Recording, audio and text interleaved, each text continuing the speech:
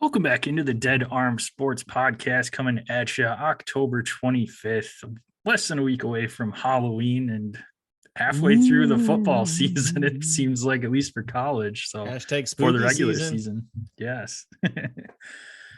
To kick off this episode, we're going to relive some bad times in our sports lives, Jill.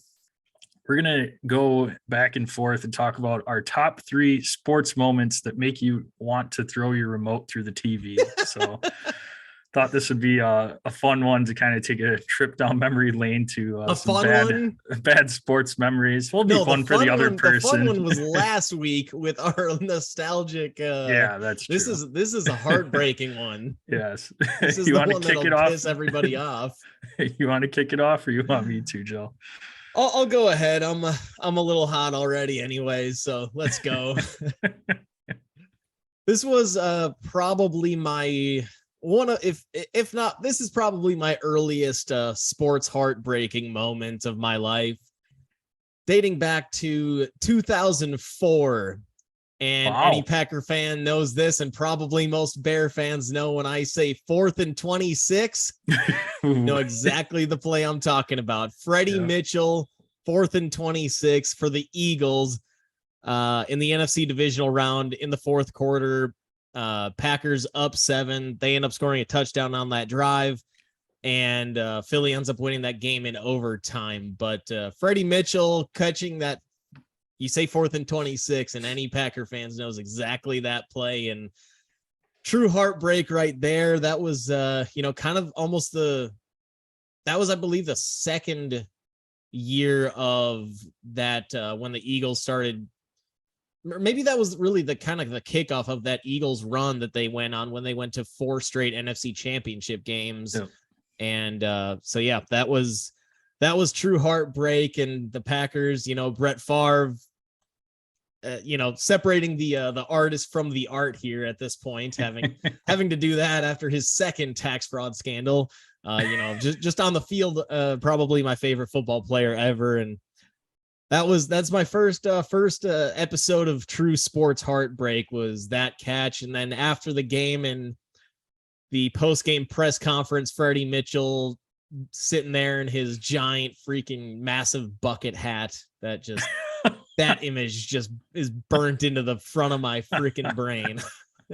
Nice. Classic. All right, I'll stick in the NFL here, Jill. This one will make you a little bit happier. I think we and maybe even brought up this game maybe a couple of weeks back, but we'll go back to the 2013 season, last game of the season taking place at Soldier Field in Chicago. Bears are up. All they have to do is win. They're going to clinch the NFC North and get into the playoffs. And thank you, Chris Conti, for blowing your assignments. Randall Cobb runs untouched. Rodgers unloads a 48-yard touchdown with 36 seconds left, sends the Bears home. So excuse for that play. That was so unbelievable. So pissed off on that play. I mean, Rodgers you see him drop back and go deep. And without even seeing down the field, I knew something had happened and it was bad. And you just saw Randall Cobb catch it without a Bear within 10 yards. That was in Chicago too, right? Yep. Yes. Yep. So that was not great. That was a great one. What are you talking about? That was a heart maker, not a heartbreaker. Ugh. Yeah, not great. All right. Well, I'll flip over to a little baseball. Back in 2019, Josh Hader, really shitty series against the Nationals in the NLDS against the Nationals.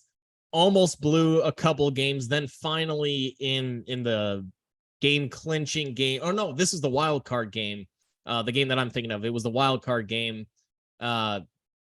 And had the lead all game long. Hader lets in 1 or 2. I believe he let in the tying run. Trent Grisham grounder through the infield from some Nats player. Trent Grisham has a nice, pretty easy play, nice little grounder to him out in right field. botches it off his glove. Not even close either. Hits the outside edge of his glove, ends up rolling another 10, 15 feet, winning run, scores, season over. I mean, and then shocker, in the offseason, he gets traded. So that was, I had some real high hopes for that Brewers team. That was the season after they had made the NLCS and took the Dodgers to Game 7. And so that was, again, had high hopes. Had that great pitching staff, and again, per usual that the Brewers have had over the last 4 years, and had some high hopes. Josh Hader never really could get it done in the playoffs, but had some hopes there. He walked a guy, he let on another base runner, that error, game over, hopes washed away. And so that's one of the more heartbreaking baseball, I guess, true heart-wrenching moments, I guess. The biggest true heartbreaker where I was broken for like days, was when the Brewers lost in that Game 7 of the NLCS to the Dodgers. But that wasn't a moment that made me want to throw my remote at the TV, because that was just a slow burn of a series loss. Although it still went 7, but this was the most single moment that made me want to throw my remote through my television in Brewers history. I'll stick with the closers blowing it theme here and go back to 2016 Game 7 of the World Series. Aroldis Chapman comes in, and to no fault of his own, the Cubs traded traded for him at the deadline, and not sure if Brian Wentz still listens to this podcast, but the Cubs drove him like a rental, and they just used him because they knew he was not going to be back, and he was just so overused. But you knew when he came in that 8th inning, it was not going to be good. He'd struggled the entire playoffs coming in with any runners on base. If it wasn't a clean inning, he was struggling. And what do you know? Up steps Rajai Davis, takes a low pitch and just sends it right at the camera out in left field. That's one of the coolest shots, I think, is the outfield camera, and then it just pans and watches the ball whiz by it. But man, at that moment, I was just like, what in the world do the Cubs have to do? What have we done to the baseball gods that they want us to go through this torture? And luckily, obviously, everybody knows what ended up happening with that game. But at that moment in time, I was just irate. Like, what do we have to do here? I was I was rooting for the Indians that game, that series. I mean, kind of had to, but even though the Cubs won that game, that's probably the best baseball game I've ever seen. I mean, that was like just how much back and forth there was, and Rajai Davis, of all players, hitting that home run. Like, what is this? And then the rain delay, like, that just kind of almost added to the drama, because it delayed, like, it just, I don't know, it's like, it was so dramatic, and it's like, when is this rain gonna stop? And like the anticipation just kept building, like, please rain, go away. And like, I don't know, that was an amazing series, but that game is maybe the best. That's maybe the best baseball game that I can remember, of my life. Mm-hmm. All right. This moment takes the cake by a mile as the most sincerely frustrating. I think I know where you're going with this. You probably do. Is this up in the hashtag PNW? Yes. It is. Brandon motherfucking Bostic. Hopefully that's the last time hopefully the last time I ever have to say his name is in this episode. Fucking asshole. NFC Championship game. Packers have the lead.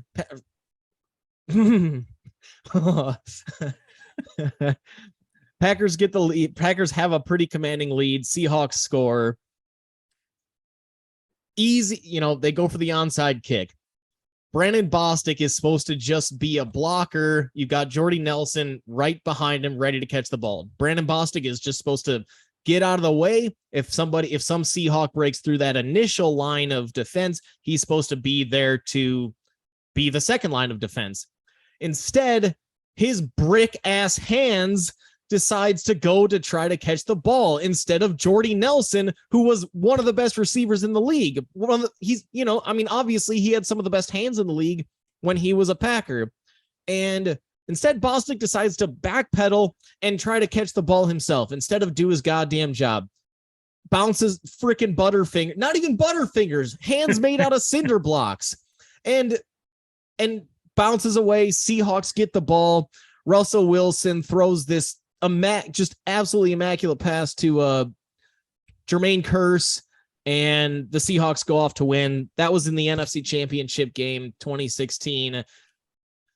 Thank God in the offseason he got cut, because if I ever saw him again, I swear to God, like, I don't think he's allowed in Lambeau Field. I don't think he's allowed in Green Bay. I think if he was on a flight into anywhere in Wisconsin, TSA would probably have to stop him and say, like, dude, this isn't safe. He has to be the most. He's my most hated player of all time for anybody that's played for one of the teams that I like, because of that effing moment. That Packer team was that would have been the first time there would have been a Brady Rodgers Super Bowl too, when they were both in their prime. We got robbed of that shit because of Brandon fucking Bostic. Are you kidding me? Oh, I'm done.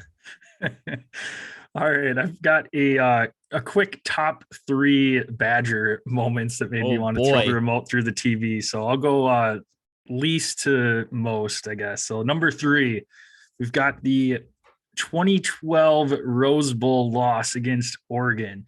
Badgers down 7, 45-38. Russell Wilson's at the helm, driving down the field, completes a pass down to Nick Toon. Nick Toon gets up shaking a little bit. 2 seconds left on the clock, but it was a first down. So Badgers are lined up. Clock stops in College. And Russell Wilson spikes the ball with no time left on the clock. The Badgers can't get off another play. Now, some might say that the game clock started up a little soon, but at the same time, too, like, what are you doing even trying to chance a spike with 2 seconds left? Like, that was just extremely frustrating that you didn't even have a chance to try for a 20-some yard pass into the end zone at the end of the game. Probably wouldn't have won it, but to not even get a play off in the last seconds was just... That was so frustrating. So frustrating. Number 2, Rose Bowl again, 2011. Badgers going up against TCU. The beige water pistol fucking and Andy Dalton. Tank Johnson, piece of shit. The Badgers score with like no time left on the clock, down by 2 points, have to go for 2. You have John Clay, Monty Ball, who have been averaging over 6 yards a carry in this game. And what do the Badgers do? They drop back to pass with Scott fucking Tolzien. Incomplete pass, lose the game. Also, yeah. I remember where I was during that game. I think I was with Rick and B-Dub during that game. Yeah. Yep. Number 1 most frustrating moment as a Badger. October 22nd, 2011, Lansing, Michigan. Badgers are up. Kirk Cousins drops back to pass at the end of the game, launches a Hail Mary that somehow comes down in the hands of Keith Nickel at the goal line. God, the ball crosses the goal line, and Michigan State wins on a last-second Hail Mary pass, giving the Badgers their first loss of the season. That was that 2011 team that made the Rose season. Bowl. The very next week, they also gave up a huge long pass play to Ohio State towards the end of the game. But that Michigan State one, I remember exactly where I was. I was at a house party up in the attic at Oshkosh, where I went to school. And I think somebody did actually throw something through a window when that happened, because they were so mad. But it was Kirk Cousins of all people. And then,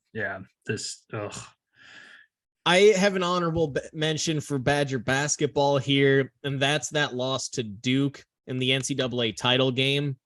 given that we had a really nice lead going into halftime. And then, of course, fucking Grayson Allen, the biggest douchebag in the history of basketball, goes off in the second half as a freshman, and he's the reason that we end up losing that title game. The game after we had beaten that undefeated Kentucky team in the Final Four. That Badger team was loaded. I mean, Frank the Tank. We'll never see another Sam one like Decker. That might be the height of Badger basketball in my lifetime. Both of our lifetimes. Yeah, I would agree. We can be found at Dead Arm Sports, Twitter, Instagram. Check us out on Facebook at Dead Arm Sports. We are live on YouTube, typically on Tuesday, but you'll know for sure when we go live if you subscribe and click the bell. I just got that notification about 15 minutes ago when we did go live. Attaboy. Well, you know then that you can ask us any questions. We monitor that chat, so you can hit us up if you want us to elaborate on a little bit more of what we're talking about or have any other questions you want. Hit us up on that chat. If you're not able to watch YouTube live, you can send us questions at our socials. Gel can be found at DasGel. That's at DASJEL. I can be found at DasJPEC. That's at DASJPEC. You can send us any questions there. And make sure you subscribe, rate, and review on your favorite listening platform. Send us a screenshot of that review. Get you some sticker swag sent out in the mail. All right, had a week off, Gel, so we are going to jump into a little NCAA recap here, and I want to kick it off with a game that really didn't have a ton of impact, at least for college football playoff rankings or anything like that, but I want to go and talk about a game that happened in Columbia, South Carolina. South Carolina comes out, beats Texas A&M 30-24. Just a ugly game from Texas A&M. Jimbo Fisher, they're off to a hot 3-4 start after a top 5 ranking to start off of the season.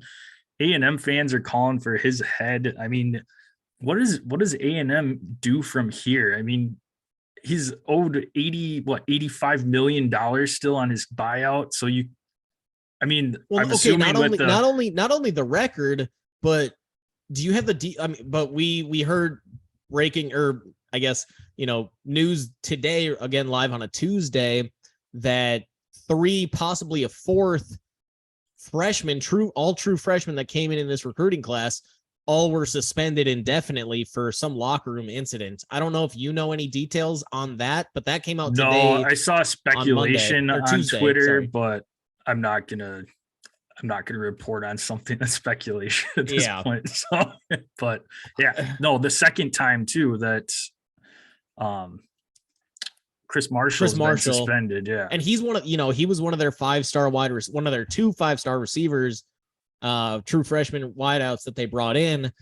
So they're not only just a mess on the field, but apparently, they, Marshall, Evan Stewart, who is their other 5-star wideout, and other players got suspended earlier in the season. Now Chris Marshall and at least 2, maybe 3 others suspended indefinitely for another off the field incident. I mean, I don't know what you can necessarily do but combining that with an under 500 record this deep into the season, it's not like they're 1-2 and then reel off 8 straight wins and can still make some halfway decent bowl. Like, they're in pretty deep shit right now, under 500 in the SEC. Bowl eligibility is in question right now, which is big time. They have to win 3 more games to get bowl eligible, and I think they SEC have a cupcake game against UMass, I think, if I remember right. But otherwise, they still have, I think, LSU on the schedule. Ole Miss comes in this week. They've got Florida, and then I can't remember the other one. But yeah, I mean, it's like you said, SEC schedule. That's going to be tough. It's nuts. And I mean, yeah, like you said, I mean, Jimbo's, that contract's extremely tough to get out of. This is what you get when you hire Jimbo. We saw the same off the field shit that was going down when he was the coach at Florida State, where that program was kind of off the rails. Yeah, they won a national title, but I mean, we all know the story of Jameis hopping up onto a table at the lunch hall yelling, F her right in the you know where. Like this is the kind of stuff that you can't, like, this is the character stuff that has just always been missing from any Jimbo led team. And you know, when you go out and you're all you do is, I mean, it's not a coincidence that it's this entire true freshman class that has been suspended now, multiple players suspended at least once, some twice. I don't think that's a coincidence that, you know, you just bring all these top end players in and they all think they're going to be top shit and dominate, and their maturity level isn't there. And clearly, and I guess just, you know, like, it's not, building a team isn't just about getting the top recruits. It's also about building a team with true character. It's about building a, you know, cohesive unit. It's fine. You can have one or two red flag players. Every team, just about every team does, that performs at a high level. But if you got too many of those players on the same squad, it doesn't end up working out, and it can quickly derail your season, because now your quarterback has to answer, your coaches, your teammates have to answer questions about these true freshmen, especially for the upperclassmen, the juniors and seniors that have been there 4, 5, some 6 years. They're now having to answer questions and, you know, kind of be responsible for these true freshmen that clearly are, I mean, unhinged. Maybe that's a little bit too tough, but clearly not mature enough to handle the situations that they're putting themselves in. So I don't know. So this is, I wonder if this is kind of a downside to NIL, when you just say, okay, let's just get the top talent. We'll buy all the top talent. We'll give them a shit ton of money. Now they got a shit ton of money. They can go do whatever the hell they want. They're now, just as, you know, they think that, oh, they gave me a couple $1 million. I'm pretty powerful. I can kind of do whatever I want. Then they get themselves in trouble. Now, watch this. I wouldn't be shocked if these players that get suspended, they don't just transfer out of the program. They're like, this A&M thinks they can suspend me. I'm going to go transfer to another school where I have even more power, and they won't risk suspending me. And then, because if they do, I'll just transfer out of the program again. I would not be shocked if that happens. Right. So I guess I don't know what to do if I'm Jimbo in this situation, but this might be kind of a downside to NIL. And it's, you know, maybe one of the changes that needs to be made on NIL is you can't give any player money until they're on campus and until they've played a down 4-year school or something like that, so that they can kind of earn their stripes, rather than being bought when they're seniors or juniors in high school to come. I don't have a perfect answer. There is no perfect answer, but this current format is clearly burning A&M at this point. Oh yeah, especially, and it burned Ohio State. Given the Quinn Ewers piece. Yeah, even too. Yeah, granted, he didn't have any off the field stuff, but no, still, but it's, you know, yeah. Made his cash and left the school right away. Right. What games did you take away from this weekend, Joe? Yeah, I mean, you know, I was game that I was definitely most kind of tuned in on was that Clemson-Syracuse game. Syracuse gets off to a pretty commanding lead, and DJ Uiagalelei was not playing well. They bring in Cade Klubnik, and they go on a 17-0 run in the fourth quarter with Cade Klubnik in, and end up winning that game 27-21. Now, his passing numbers weren't great. He only threw 4 passes, but he wasn't making the mistakes. He only threw 4 balls, but so he couldn't really throw picks. But I felt like there was a little bit of a rallying cry almost with Klubnik coming in. You kind of felt the momentum change a little bit when Cade came in, DJ went out, because that team was clearly sick of DJ. throwing picks. So, yeah, I mean, I'm sitting here and I wonder, did DJ just lose his job? I don't think he did yet, but his leash is going to be extremely short. Like you go to the pet store, you find the shortest leash and you cut it in half like 4 times. And that's probably the leash that he's like got the size right now. for if you're, walking your fish or something, within its own fish tank. Yes. So I just think with how Klubnik, I mean, we saw him come in another game earlier in the season too. I'm blanking on which game Florida that State. was, a Florida State one. Yeah, where he looked pretty good on that drive that he had come in there. So DJ and Clemson, especially, they're undefeated right now. They're fighting to get into that college football playoff. And yeah, if he struggles again, I think it is Cade Klubnik time, and the fans are going to be clamoring for it too. I mean, that's unfortunately with college football, with NIL, with a big program like that, when you're bringing in 5-star quarterbacks, if the first guy up is not performing, somebody else is going to get a shot and you might not ever get that shot back. So, I mean, is DJ, I think we talked about it a couple weeks back too, is DJ Spencer Rattler, where he's going to get overtaken and has to maybe transfer to a different program. And DJ's played a lot better than Rattler did. Yeah.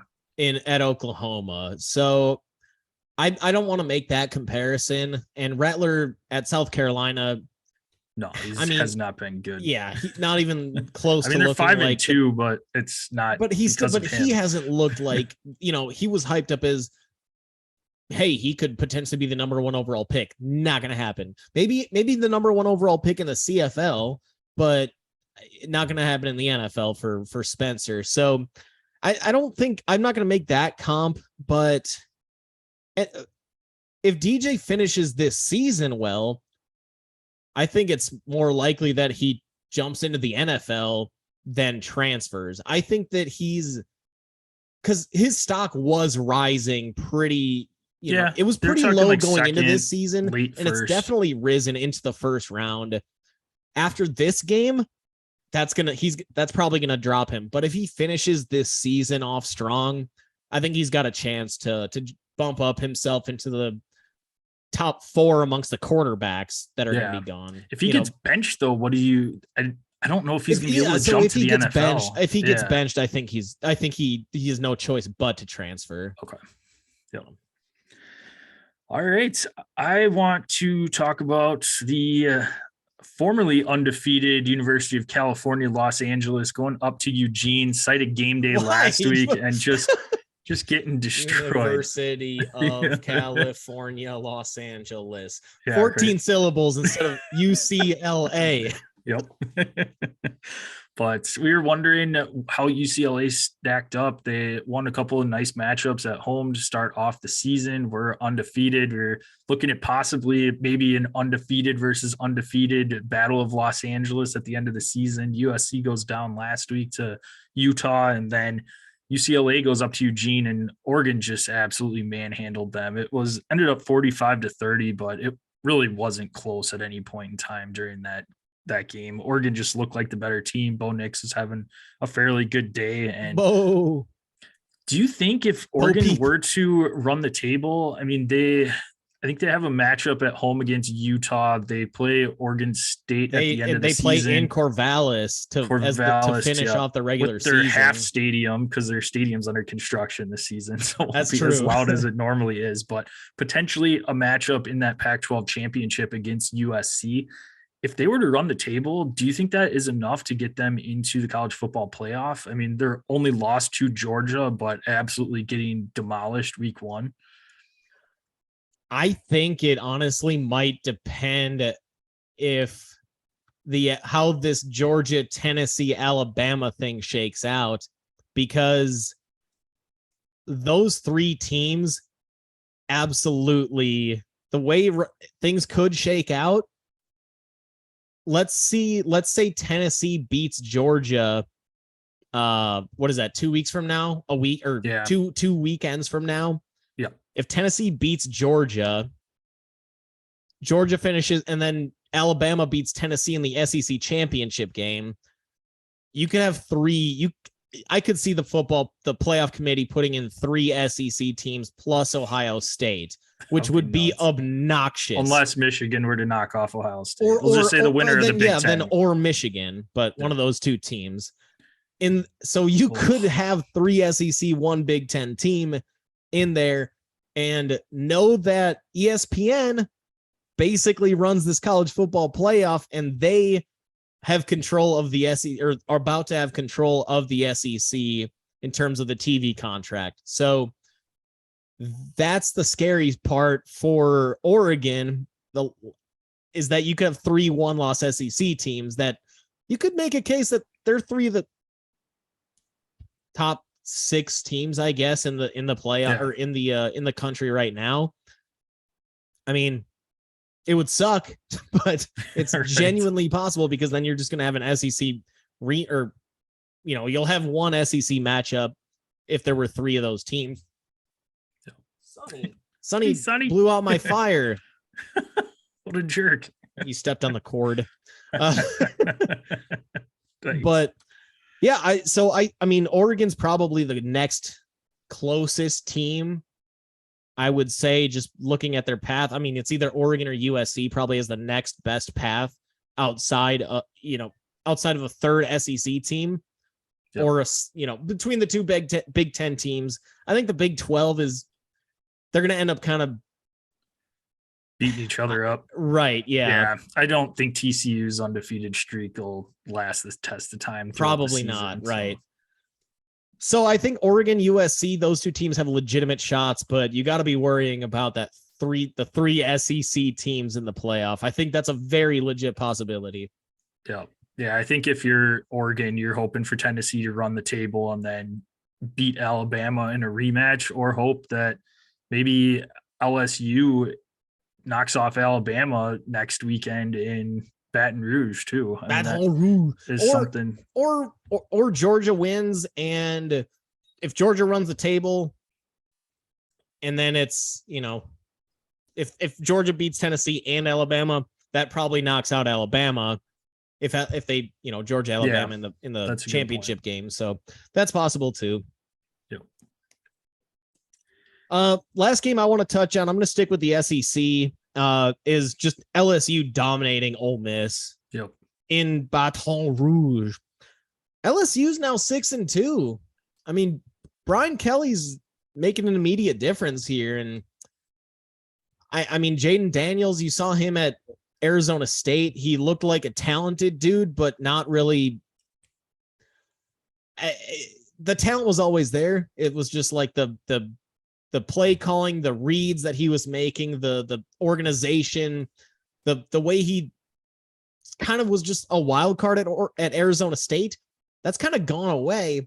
And Brian Kelly, I think, has just helped him through the gameplay, the thought process, the play calling, the structure of the plays, the structure of the offense, and helping him make smart decisions. He looks like he's he's finally met his potential. And LSU goes from a losing record last season under Eddie O to now 6-2 and beating the AP ranked number 7 overall team, Ole Miss, by 25 points.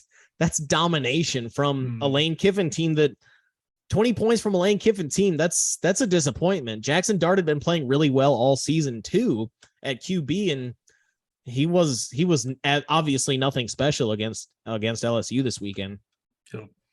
No, I'm glad you brought up this game, because I had that on my list too, that it was, I wouldn't necessarily say shocking, because Ole Miss, for whatever reason, they really hadn't played a great schedule to this point. So I was still kind of wondering what they were going to look like, but to only give up 20 points, like you said, that's pretty amazing against a Lane Kiffin team. And LSU has a bye week this week. Alabama has a bye week this week. Both teams going head to head the following weekend. So that's going to be an absolute huge game for the landscape in that West division of the SEC. So I'm looking forward to that game down the road. But yeah, LSU is a team that, again, they had a tough loss against Florida State, that their kicker missed the extra point that would have sent it to overtime. And then they got absolutely whomped by Tennessee at home a couple weeks ago. But LSU's a team that is somebody that could sneak in. You knock off Alabama next week, and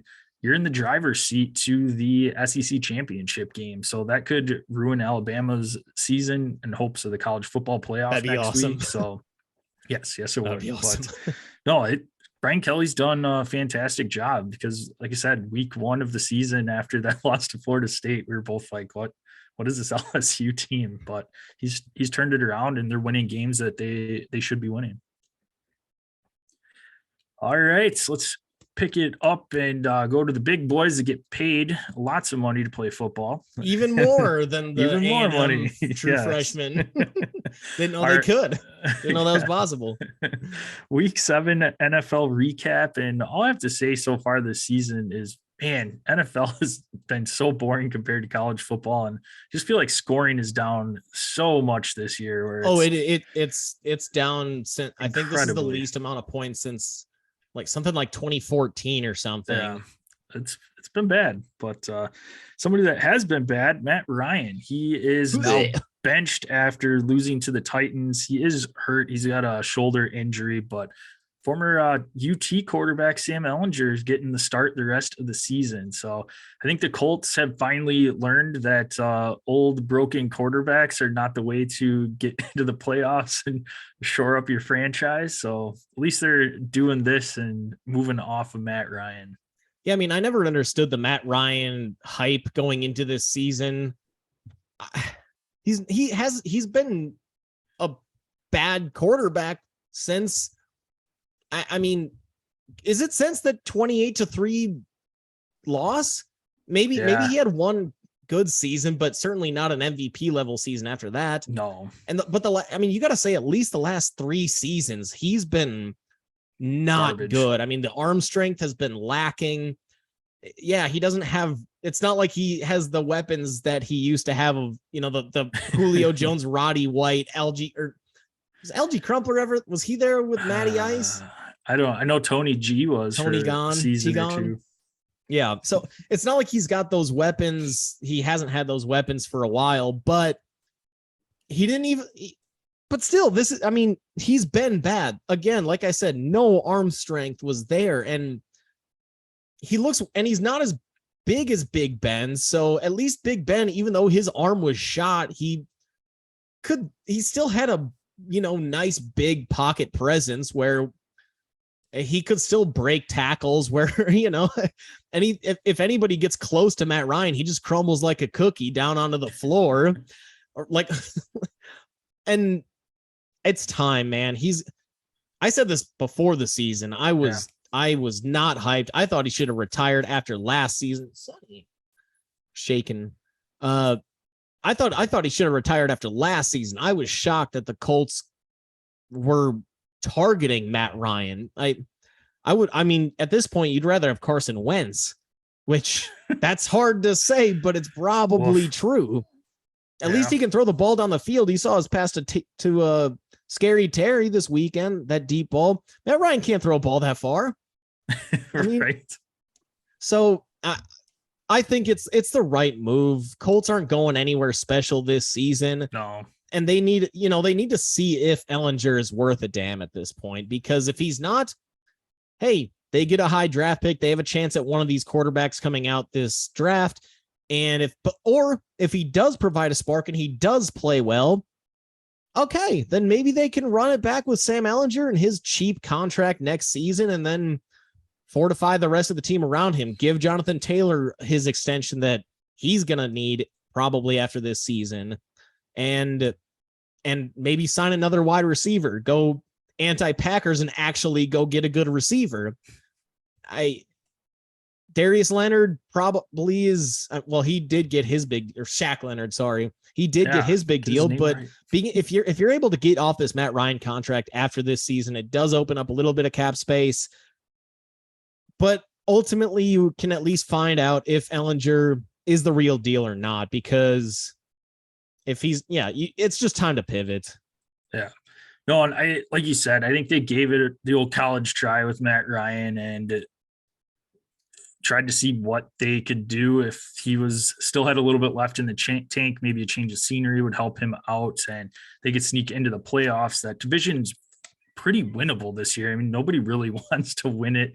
Tennessee, I think, is at 4-2 right now, so they're doing halfway decent. But outside of that, everybody else is really struggling. Jacksonville's struggling, Houston's struggling. So all three of these teams are kind of fighting for a top pick in the draft, which quarterback class is pretty good coming out right now with CJ Stroud, Bryce Young, Will Levis.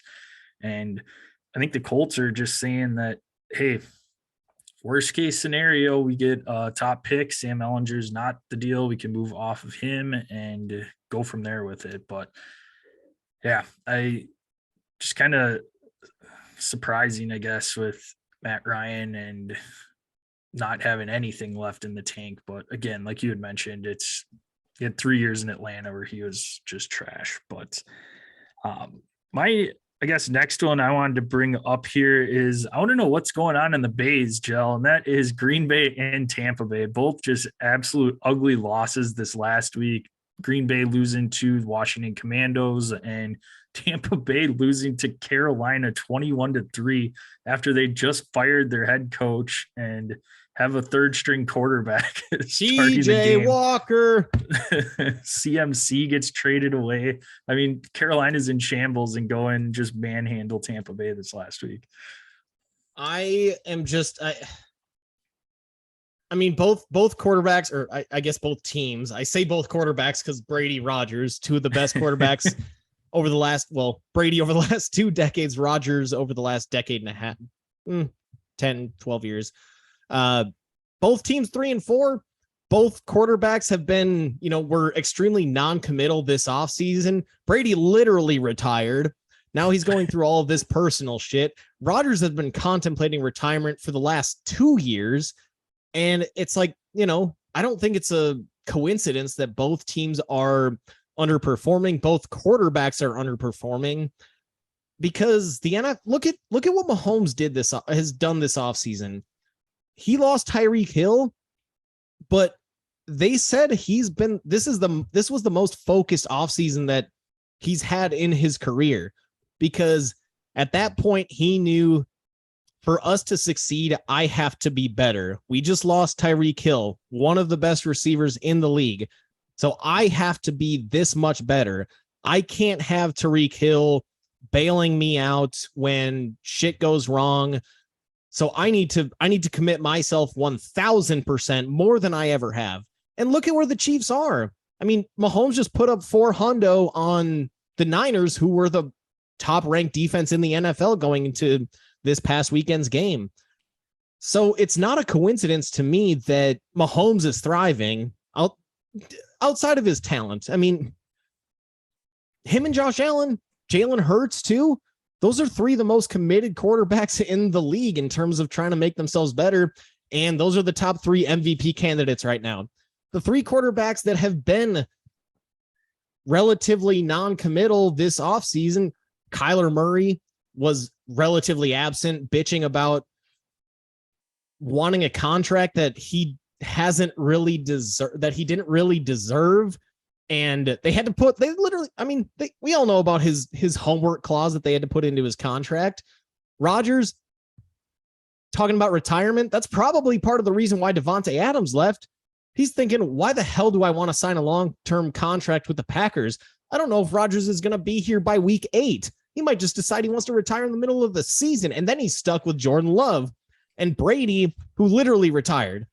So it doesn't shock me that those 3 quarterbacks, and yes, Kyler had a good this past weekend, played a good game with the return of DeAndre Hopkins, but it just doesn't shock me that those 3 non-committed quarterbacks this past offseason are the ones that are not playing well. And the 3 that really have committed to their craft, Josh Allen, Patrick Mahomes, Jalen Hurts, are the top 3 in the MVP voting. Yeah. And I just think that both of those quarterbacks, Brady and Rodgers, are trying to do things that they did 10 years ago that were their strengths, that they need to realize that they're not the same quarterback that they were when they were in their prime, and that they need to evolve and change if they want to be playing into their late age as well. So I think that also has a little bit to do with it too. But it's just very interesting weekend this last weekend from those two squads. Well, and what's just really disappointing, obviously, as a Packers fan, is Rodgers still just is not, he just isn't airing the ball out. He's not even trying, man. Like, and this past earlier today on McAfee, he's saying that, you know, some of these players that are making mental mistakes shouldn't play. It's like, dude, okay, then who the hell is going to play for you? Because you're sitting here with a roster of non-veterans. Did you see when they tried to throw the ball to Sammy Watkins on a deep ball? He looked like he was stuck in mud. He doesn't have speed anymore. Like, who are you? Randall Cobb is hurt. You're sitting here with a slow ass Sammy Watkins and rookies for the most part. Is like, who are you going to throw to if you're not willing to just, you got to let these players grow. You have to let them, like, everybody makes mistakes. That's how you get better. Failure is what makes people grow. You learn from mistakes. You learn from failure. That's what helps anybody grow. And it sucks at the time, but it ends up helping you. And it's just frustrating that he's already, again, talking about mental mistakes from other people instead of him taking a fucking ounce of blame for any of this stuff. Like, dude, Aaron, you're not playing well. There are multiple balls that are not accurate. There was a wheel route that Sammy Watkins was actually really wide open on in this past weekend's game against Washington, and instead of waiting for that play to develop, he just dumped it off underneath to AJ Dillon for a sweet 3-yard gain. Like, Aaron, we get it. You don't want to mess up your completion percentage, but good God, man, take a fucking risk downfield. Throw a pick. Like, I'm fine with you throwing a pick. Just fucking try something to make this offense dynamic, because it is non-existent right now. So you got to try something new instead of just blaming your every receiver for making a mental mistake. Like, God, if there's a mental mistake, 1 of every 10 plays from one of these receivers, you're going to just bark at them because they're not, they took an extra step on an out route, because they took an extra, you know, they cut their comeback route 2 yards early. Like, dude, shit happens. It's a really fast game. You got to let these rookies develop. This is what you get for taking $50 million. You know what you were getting yourself into by taking that kind of money. You're 100% reliant on rookies. And this tough love maybe, you know, works a little bit better on veterans, but I don't think you need to give these 21, 22-year-olds coming from an FCS school, in both the case of, you know, Dobbs from Nevada and Christian Watson coming from North Dakota State. Tough love probably isn't what they need. What they need is probably support and saying, hey, man, I'll get you the ball next time. All I need from you, take that, you know, cut that route short 1 yard, and I'll get you that ball 3 feet further out wide, and you'll be open to take that ball and run, or, you know, that kind of thing, instead of getting all pissy at him and saying, quit making mental mistakes, you piece of shit. I can't throw you the ball now because you made that mental mistake.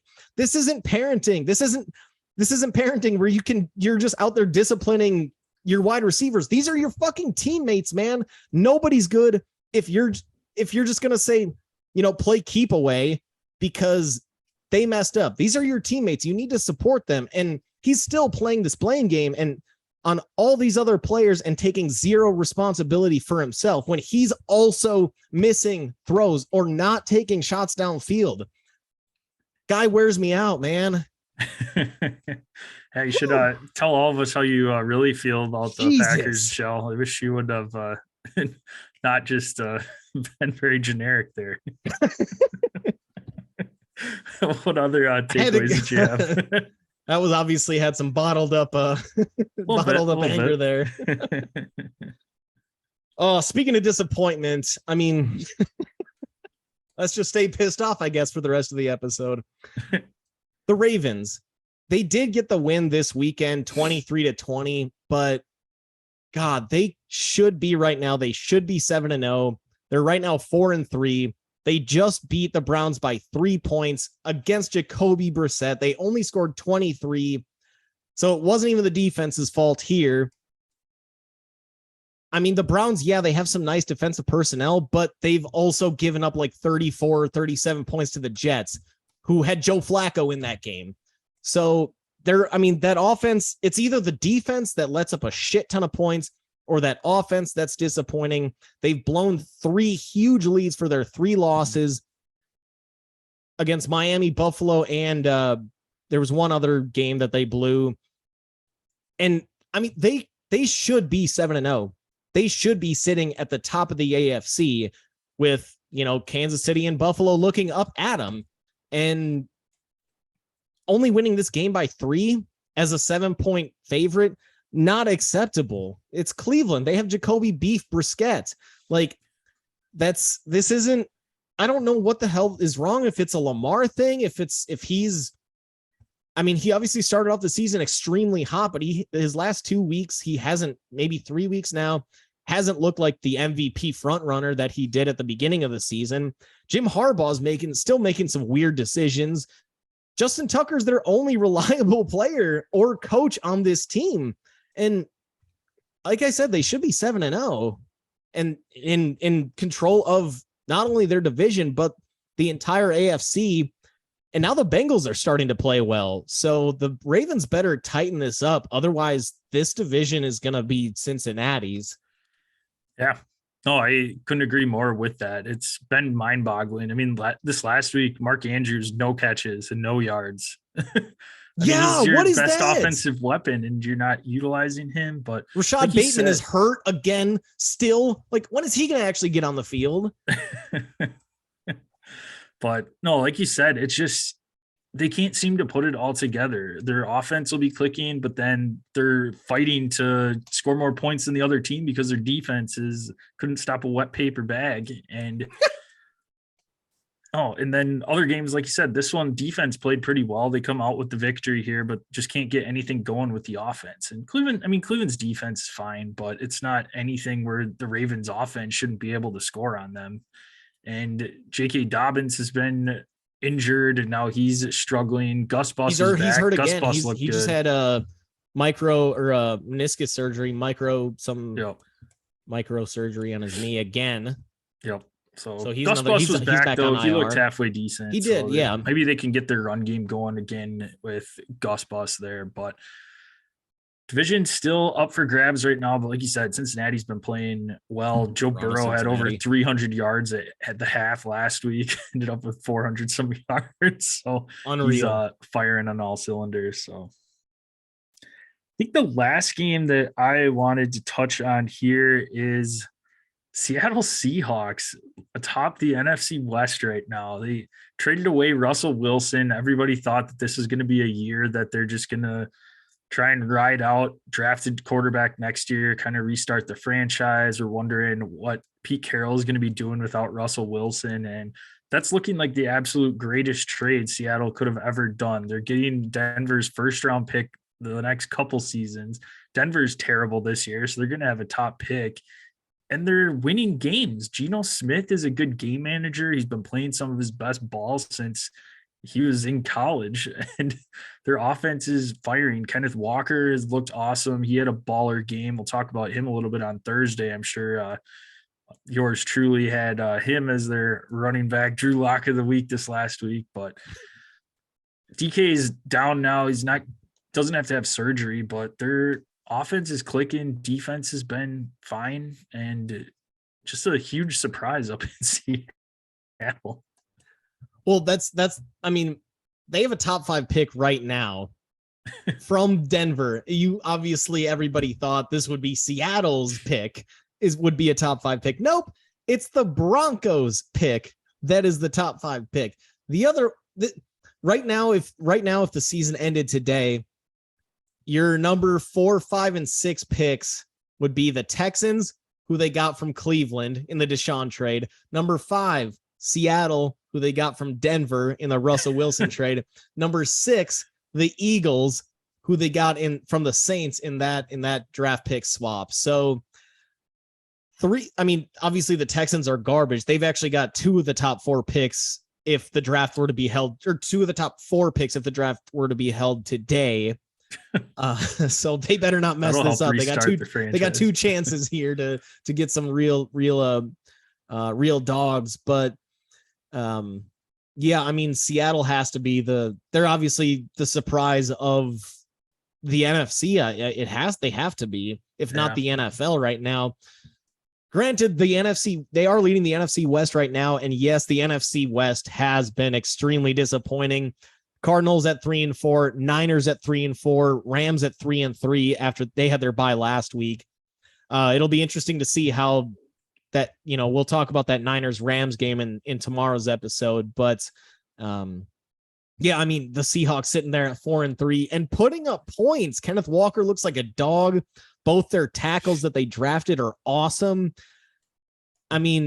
This reminds me of those old Seahawks teams where it was awesome running back with Kenneth Walker. Rashad Penny also, before he got hurt, was putting up nice numbers. So, and then, strong offensive line, good enough defense. Geno making the plays that Pete Carroll wants him to make, not making mistakes. That's the formula of the early 2000s when the Seahawks were really good. And I don't think they certainly don't have the same ceiling as that team, but this could absolutely be a playoff bound team, which is nuts to think about.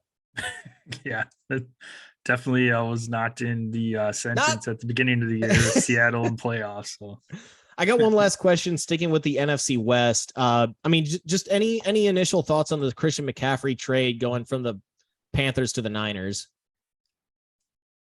For a second, third, and fourth next year. They already don't have a first from the Trey Lance trade, and then a 5th rounder in 2024.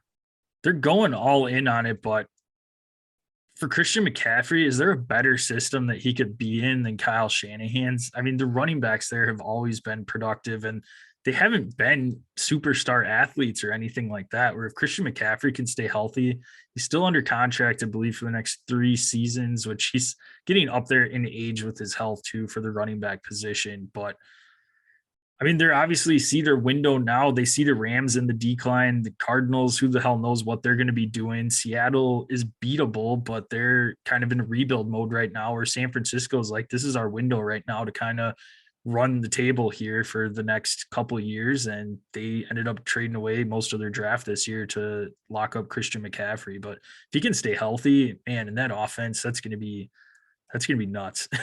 I liked it.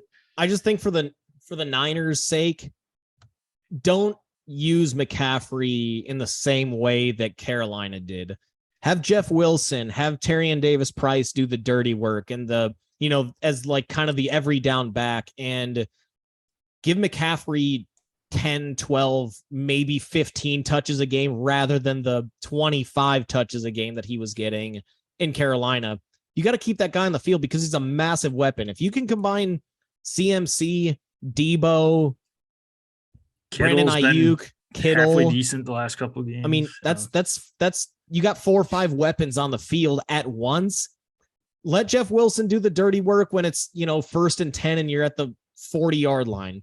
Let him get the touch there. Let Tyrion Davis-Price do, if it's a 1st and goal at the 6, let Jeff Wilson, Davis-Price do that, and then bring in CMC for a critical 2nd down, or critical 1st down, or a critical 3rd down. Line him up out wide. There's unlimited options now with how many weapons they've got. Debo, Ayuk, CMC, all are capable of running the ball, whether that's out of the backfield in a jet sweep, in a screen pass, whether that's out of the backfield or as a receiver or slot receiver. Greg Kittle, Jesus Christ, George Kittle. George Kittle can also, tight end screens. I really think this offense has unlimited potential. And yes, Jimmy Garoppolo doesn't have unlimited potential, but what Jimmy G is good at is getting that ball out quick to his weapons. So I think this offense is destined for greatness right now, honestly. And it's going to come. Obviously, it wasn't necessarily shown against this past weekend against Kansas City, but once he's fully acclimated in that Niners scheme, I think that offense can do some real dirty work. Yeah. No, and the NFC's wide open right now too. Outside of obviously Philly's undefeated right now coming out of their bye, but outside of them, there's just NFC's up for the grab. So I don't blame San Francisco, and I like them getting aggressive here and bringing in an absolute game changer in Christian McCaffrey. And really, if you look at all, just one last comment, look at all those picks. Assuming the Niners finish with a 28th or later pick, if they make the NFC Championship game or the Super Bowl, what good is a late second, late third, late fourth, late fifth round pick, given how stacked this team is right now? Yeah. I mean, a lot of those guys wouldn't be getting much for playing time anyways, at least in the near future. So I think it's absolutely a money move. Yep. And also a great move for the Panthers. This is a total win-win for both teams. Yep. All right. Before we wrap it up, I just have one more thing to say, and the Bears. Bear down. That Bears, was Jets, shocking. Giants, all impressive again. Like, what is going on? I don't know. The Bears dominated that game against Belichick. Well, their offense. Belichick was dominated in all phases of that game. And he's struggled against running quarterbacks in the past, Cam Newton especially. But and Fields had a really nice day on the ground. Yeah. Well, that's because Luke Getsy had a phenomenal game plan for him. They had some designed runs for him early on. They're rolling him out of the pocket and throwing on the run. And what a shocker, what Matt Nagy. What in the world is going on? Right. Imagine what happens when you let Fields do what he's good at. Right. All right. Well, that'll do it for this episode. We can be found at Dead Arm Sports, Twitter, Instagram. Check us out on Facebook at Dead Arm Sports. Make sure you go to YouTube, type in Dead Arm Sports into that search bar, subscribe, click the bell. That way you know when our live episodes drop. Got the chat monitored. You can ask us any questions there. If we're not live, you can ask us questions on our socials. Our handles is Gel is at DosGel. I am at DosJPEC, so you can send us any questions there. Subscribe, rate, and review on your favorite listening platform. Send us a screenshot of that review. Get you some swag sent out. Where are those platforms they can find us at, Gel? You can find us on Apple Podcasts, Spotify, iHeartRadio, and Google Pods. Also, make sure to find us on YouTube. Again, just search Dead Arm Sports on that search bar, and you can will be the first thing that'll pop up at the top of that search. Make sure to subscribe, rate, review, hit that alert bell. Ding! That sounded like a bell that was ready to die. And you'll get notifications whenever we go live, whenever any new content comes out. Awesome.